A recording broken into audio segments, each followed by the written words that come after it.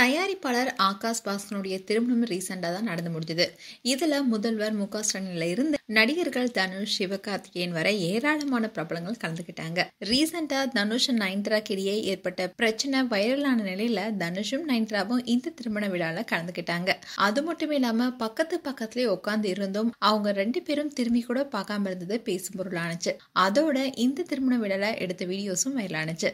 தயாரிப்பாளர் ஆகாஷ் பாஸ்கரன் இப்போ தமிழ் சினிமாவில் முன்னணி நடிகரா இருக்கிற தனுஷ் நடிப்புல உருவாகிட்டு வர இட்லி கடை என்ற படத்துடைய தயாரிப்பாளர்.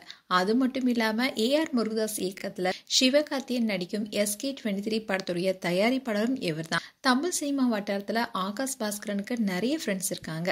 அதனால இவர் திருமணத்துடைய போட்டோஸ் அண்ட் வீடியோஸ் எல்லாமே வைரலானுச்சு. அண்ட் ஆகாஷ் பாஸ்கரனுடைய சங்கீத் விழால நடிகர்கள் தனுஷ், சிவகார்த்திகேயன், ஹரிஸ் கல்யாண், டைரக்டர் அட்லி, விக்னேஷ் சிவன், தயாரிப்பாளர் சசிகாந்த்னு பல நட்சத்திரங்கள் பட்டாலுமே கலந்துக்கிட்டாங்க.